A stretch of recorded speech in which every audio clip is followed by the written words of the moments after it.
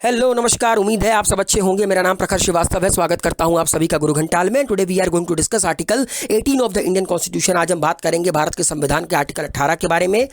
अगर ये वीडियो पसंद आए तो दबाकर वीडियो को लाइक शेयर कमेंट कीजिए। गुरु घंटाल को सब्सक्राइब कीजिए। बेल आइकन के बटन को प्रेस करना ना भूलिएगा। दोस्तों, आर्टिकल 18 कहता है abolition of title. Abolition of titles के साथ डील करता है आर्टिकल 18। अब एक एक कर इसके सबसेक्शन को देखते हैं और एलेबरेट तरीके से इसको जानते हैं। सबसे पहला है आर्टिकल 18 सबसेक्शन 1, ये जो कि ये कहता है no title not being a military or an academic distinction will be conferred by the state. किसी भी तरह का टाइटल स्टेट के द्वारा नहीं दिया जाएगा, किसी भी तरह का टाइटल। ठीक है, हाँ, मिलिट्री और एकेडमिक टाइटल का इस्तेमाल लोग कर सकते हैं। देखिए, मिलिट्री और एकेडमिक टाइटल तो आप अपनी पढ़ाई से हासिल करते हो, आप अपने डेजिग्नेशन से हासिल करते हो। किसी भी तरह का टाइटल देश के द्वारा नहीं दिया जाएगा किसी को कि ये पकड़ो, ये टाइटल आप रख लो। क्योंकि अंग्रेज़ों का जब दौर था तो अंग्रेज़ों ने अपर क्लास और लोअर क्लास को सेग्रीगेट करने के लिए, अलग अलग करने के लिए कई तरह के टाइटल दिए थे। खान बहादुर, राय बहादुर, जो कि भारत के संविधान लागू होने के बाद पूरी तरह खत्म कर दिया गया। नो राय बहादुर, नो खान बहादुर। और आप किसी भी तरह का टाइटल कोई देश, मतलब हमारा देश, प्रोवाइड नहीं करेगा अंडर आर्टिकल 18। ये एबोलिश है।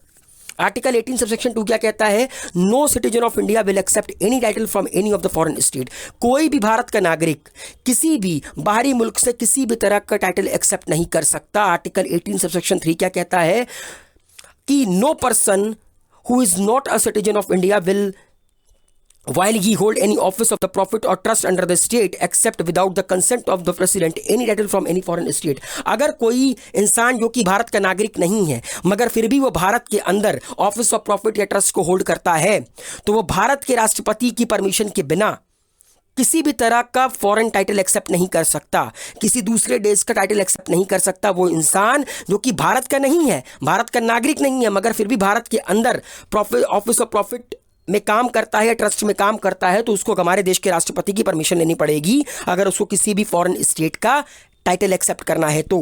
आर्टिकल 18 सबसेक्शन 4 क्या कहता है? No person holding any office of the profit or trust under the state shall without the consent of the president accept any of the present emolument or the office of any kind from or under any foreign state.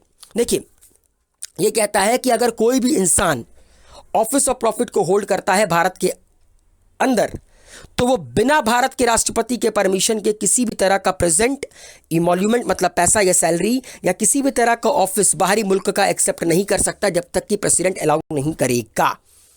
तो यहां पर title अगर accept भी करना है, present इमोल्यूमेंट accept भी करना है, तो पहले प्रेसिडेंट की अनुमति की जरूरत पड़ेगी। भारत किसी भी तरह का टाइटल किसी को प्रोवाइड नहीं करेगा। भारत के अंदर टाइटल एबोलिश है। हाँ, मिलिट्री टाइटल और एकेडमिक डिस्टिंक्शन आप अपने नाम के आगे लगा सकते हैं। ठीक है, अच्छा, इसको लेकर दोस्तों कुछ एक्सेप्शन भी है, मैं आपको बताता हूं।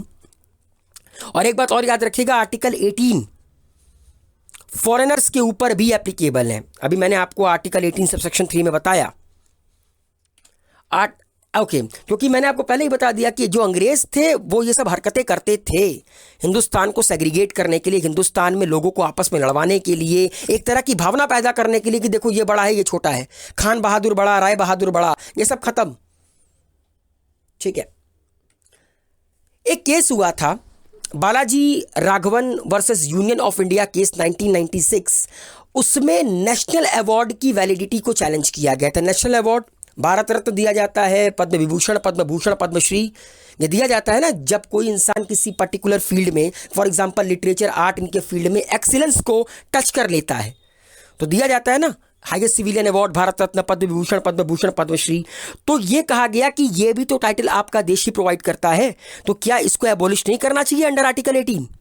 ठीक है, एक सवाल उठा तो सुप्रीम कोर्ट ने ये कंक्लूजन दिया that they did not conflict with Article 18 because they did not amount to the titles within the meaning of this article। तो सुप्रीम कोर्ट ने कहा कि पहली बात, भारत रत्न, पद्म विभूषण, पद्म भूषण, पद्मश्री किसी भी तरह का नेशनल अवार्ड, किसी तरह का टाइटल नहीं है।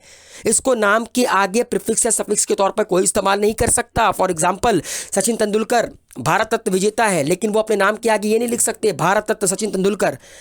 क्योंकि ये टाइटल नहीं है, ये अवार्ड्स गए, और अवार्ड्स टाइटल के तौर पर इस्तेमाल नहीं होते हैं, इनको प्रीफिक्स या सफिक्स के तौर पर इस्तेमाल नहीं किया जा सकता। जैसे फॉर एग्जांपल एकेडमिक डिस्टिंक्शन आप प्रीफिक्स या सफिक्स में इस्तेमाल कर सकते हैं, डॉक्टर अपने नाम के आगे लगा सकते हैं, कैप्टन अपने नाम के आगे लगा सकते हैं, मगर भारत रत्न विजेता अपने नाम के आगे भारत रत्न नहीं लगा सकता, पद्म विभूषण विजेता नहीं लगा सकता अपने नाम के आगे, किसी भी तरह का नेशनल अवार्ड विजेता अपने नाम के आगे किसी भी तरह का प्रीफिक्स या सफिक्स नहीं लगा सकता उस अवार्ड से related.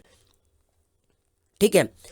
In the light of the clause F of the Article 51A, it is necessary that there should be a system of award and decoration to recognize excellence in the performance of the duties. और ये जो आपका award दिए जाते हैं इसके लिए proper आपको आर्टिकल 51A क्लॉज F में मेंशन है कि जो हमारे देश में अपने फील्ड में एक्सीलेंस करता है, ठीक है, उसको अवार्ड देना ज़रूरी है, उसको अवार्ड दिया जाना चाहिए, इसीलिए सारे के सारे अवार्ड आपके घोषित किए गए। तो ये था आपका पूरा का पूरा आर्टिकल 18। उम्मीद है आप लोगों को आर्टिकल 18 समझ में आया होगा। दबाकर वीडियो को लाइक शेयर कमेंट कीजिए, गुरु घंटाल को सब्सक्राइब कीजिए, बेल आइकन के बटन को प्रेस करना ना भूलिएगा। सेफ रहिए, मास्क जरूर लगाइए। Thank you so much.